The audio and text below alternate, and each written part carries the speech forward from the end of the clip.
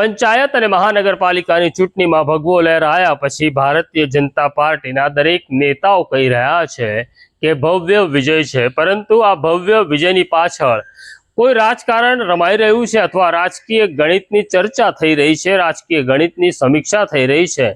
મહાનગરોમાં mayor, standing committee ચેરમેનની નિયુક્તિ થવાની છે, તેવી જ રીતના પંચાયતમાં પ્રમુખની વરણી થવાની છે, પરંતુ આ પછી ગુજરાત ભાજપમાં કેટલાક મહત્વના નિર્ણય લેવામાં આવશે તેની ચર્ચા કરવાની છે। વૈષ્ણવજન તો તેને કહીએ જે પીડ પરાઈ જાનાને રે। નમસ્કાર, નવજીવન ન્યૂઝમાં તમારું સ્વાગત છે અને હું છું તમારો પ્રશાંત દયાળ। ભારતીય જનતા પાર્ટીનું શાસન છેલ્લા 30 વર્ષથી છે અને 30 વર્ષના શાસનમાં આ પહેલી ચૂંટણી હતી કે ભારતીય જનતા પાર્ટીના નેતા વિરોધ પક્ષને પડકાર ગણી રહ્યા હતા। હમણાં સુધીની જે ચૂંટણીઓ યોજાઈ હતી તેની અંદર સામે કોઈ છે જ નહીં તેવું માનવામાં આવતું હતું અને જેઓ વિરોધ પક્ષમાં છે તેમણે પણ એવું સ્વીકારી લીધું હતું કે ભાજપને કોઈ દિવસ હરાવી શકાય નહીં। પરંતુ પંચાયત અને મહાનગરપાલિકાની ચૂંટણીમાં આ વખતે કોંગ્રેસ અને આમ આદમી પાર્ટીએ પૂરી તાકાત લગાડી અને અપેક્ષા હતી 23 બેઠકો તેમણે મેળવી।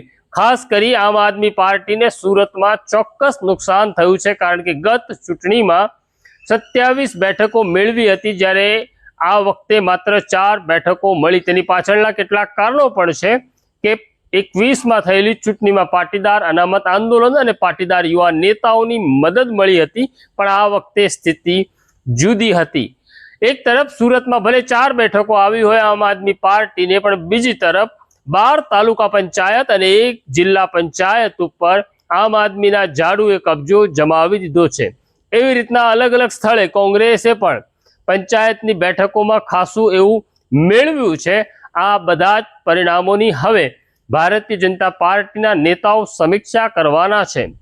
કેવી રીતના આમ આદમી પાર્ટી મોટી થઈ અથવા કેવી રીતના આમ આદમી પાર્ટીએ લોકોને વિશ્વાસમાં લીધા તેની પણ ચર્ચા થશે અને જ્યાં પરિણામ સારું આવ્યું નથી ત્યાં કેટલાક મહત્વના ફેરફાર થાય।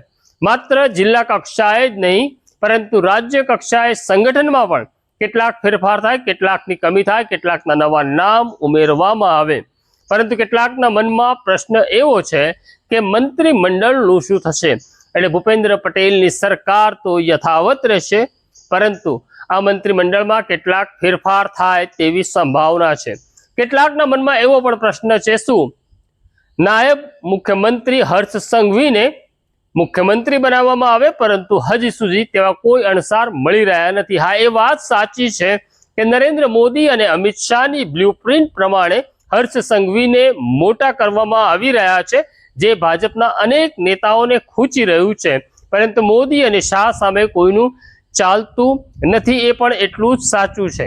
પરંતુ હર્ષ સંઘવીને મુખ્યમંત્રીની જવાબદારી સોંપવી કે નહીં એની સમીક્ષા આ દરમિયાન જ થવાની છે, જે દિલ્હીથી થશે। પરંતુ તત્કાલ મંત્રીમંડળમાં ફેરફાર થાય તો પણ મુખ્યમંત્રી તરીકે ભૂપેન્દ્ર પટેલ રહે તેવી પૂરી સંભાવના છે।